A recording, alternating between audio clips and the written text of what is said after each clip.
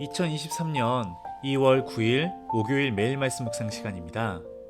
오늘 매일 말씀 묵상에서는 이 마태복음 9장 14절부터 9장 38절까지의 말씀을 통해 아버지와 자녀의 관계, 양과 목자의 관계로 만나는 주님을 묵상하는 시간을 가지려고 합니다.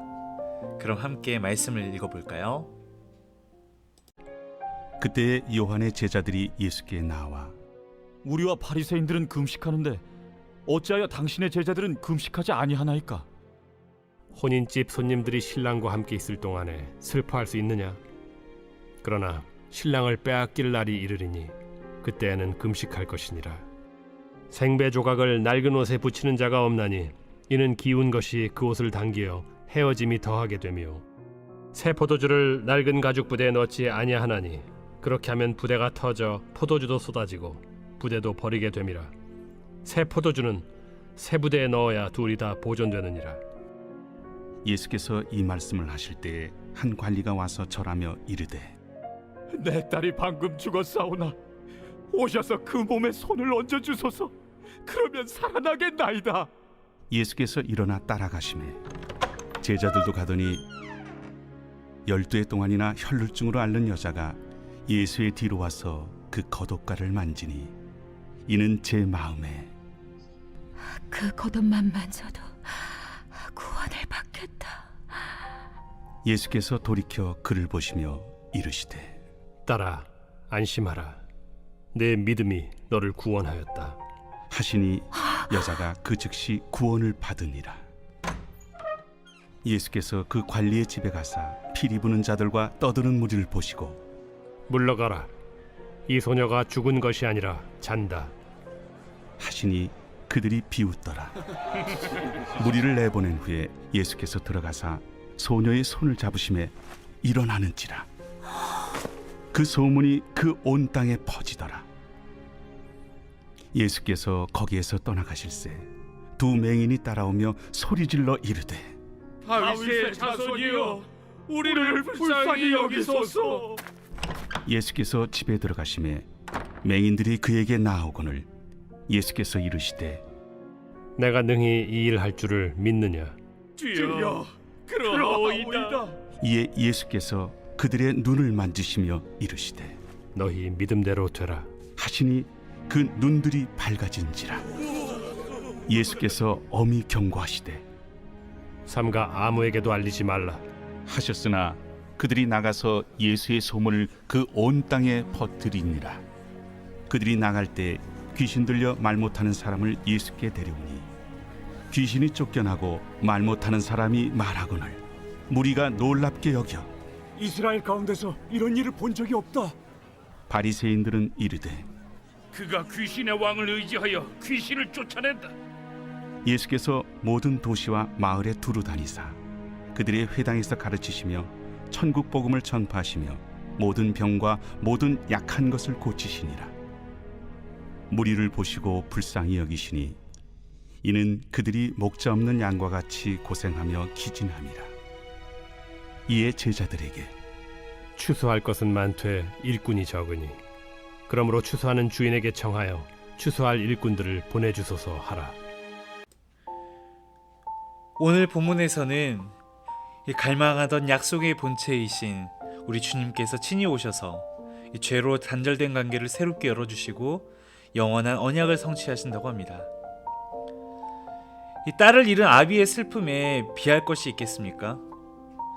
죽은 딸을 살려달라는 비상식적인 오늘 본문 속의 간구를 아버지가 할 때 예수님께서는 그 절대적인 상실마저 공감하여 일어나십니다. 하늘 보좌에서 이 낮은 땅에 내려오실 때 이미 아버지의 거룩한 갈망을 보셨죠. 딸을 찾는 아버지의 갈망에 새로운 포도주가 부어집니다. 절박함으로 구원의 옷자락을 향해 손뻗은 혈루병 환자에게 근원적인 관계의 상실은 질병보다 비참했고 따라서 구원자의 연결은 치유이자 구원이 되었습니다. 주님께서는 그 치유를 원하는 여인에게 딸이라 부르시며 하늘아버지와의 영원한 관계의 문을 열어주십니다. 이러한 딸의 갈망에도 주의 새로운 포도주가 부어집니다. 아버지의 마음이 자녀에게, 자녀의 마음이 아버지에게 돌아오는 일을 위해 구원자가 오신 것이죠.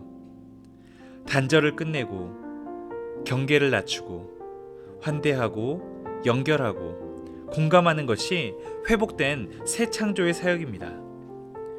잃어버린 자녀들이 돌아와 마주보는 것보다 아버지에게 더 큰 기쁨이 무엇이겠습니까?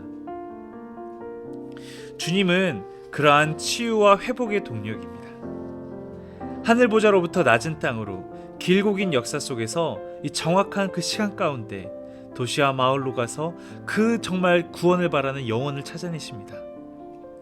목자 잃은 양들이 광야의 절벽에서 내는 신음소리를 들으십니다. 그리고는 주님께서 들으시고 주님께서 찾아오셔서 고치십니다. 주님께서 다가오신다는 그 사실이 복음인 것이지요. 주님께서는 눈과 입이 닫힌 병자들에게 찾아오셔서 치유해 주셨습니다. 긍휼을 구하는 절박함 앞에 주님은 발걸음을 멈추십니다.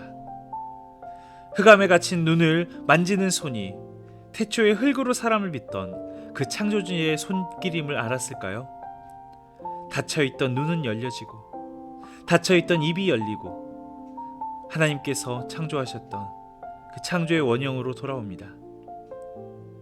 허나 자기의 필요에 의한 기적을 경험하면서도 그들은 목자의 음성에 순종하지만은 않습니다. 오히려 눈과 입이 열려 있으면서도 이 시간 자신들이 본 것에 대해 눈을 닫아버리고 자신들의 입을 닫아버리는 바리새인들을 바라보십시오. 눈앞에서 기적을 목도하고 말씀에 관한 지식은 충만하였지만 끝내 말씀의 본체이신 주님을 알아보지를 못합니다. 사실을 사실로 인정하지 않고 자기만의 해석으로 오류를 만들어냅니다. 믿음이 없는 이해는 오해의 연속입니다. 존재를 받아들이지 않은 채로 진정한 알은 없습니다. 이 길이 없는 광야에서 양들이 의지할 존재는 목자뿐입니다. 양들은 위치와 방향과 목적을 알지 못해도 주님께서 아시고 들으시니 그것으로 충분합니다. 존재의 눈이 멀어 갈 바를 알지 못한다는 사실을 겸허히 인정하고 긍휼하게 여기시는 목자만을 따르는 것이 유일한 생명의 길입니다. 오늘 하루 말씀을 묵상하며 지난 삶 동안 주님께서 나의 삶을 인도하셨음을 기억하며 감사를 고백합시다. 오늘 여러분은 이 아버지와 자녀로서 비유되는 이 주님의 사역의 관계를 바라보면서 과연 여러분과 주님은 어떠한 관계인지 스스로 물었을 때 어떠한 대답을 내놓으시나요? 예수님이 행하시는 치유와 기적을 우리는 단순히 그냥 신기한 일로만 받아들이고 있진 않는지 곰곰이 오늘 말씀을 묵상하면서 오히려 그냥 단순히 신기한 일을 넘어서서 정말 악의 결박이 끊어지고 자유가 임하는 하나님의 나라가 나의 삶 가운데 임하게 해달라고 이 시간 함께 기도합시다. 기도하겠습니다. 우리의 아버지 되시는 주님, 이 시간 주님께 우리의 삶을 기댑니다. 이 혼잡한 세상 가운데서 주님만을 의지하오니 목자 되신 주님께서 이 시간 우리를 인도하실 때에 그 말씀에 따라 순종하며 살아가는 양이 되게 도와주시옵소서. 말씀 가운데 눈이 먼 이가 눈을 뜨고 말할 수 없던 이가 말을 하고 병든 이가 나음을 얻은 가운데 우리 삶을 내어드리오니 주여 우리 삶 가운데도 닫힌 문을 열어주시옵소서. 이 시간 예수 그리스도의 이름으로 기도드립니다. 아멘. 기도의 시간을 이어가며 오늘 이 시간 한 가지 기도 제목을 위해 함께 중보해 주시기를 요청드립니다. 여러분도 지금 뉴스를 보셔서 아시겠지만 튀르키예에 강진이 발생하여 이 수많은 사상자들이 발생했다고 합니다. 이들을 위해서 기도합시다. 자연재해 가운데 사랑하는 가족들을 잃은 이에게 주님의 위로의 손길이 함께하기를, 그리고 이들을 위해 봉사의 길을 나선 이들에게는 주님께서 힘과 능력을 주시기를 이 시간 정말 눈을 감고 마음 모아 함께 기도합시다. 기도하겠습니다.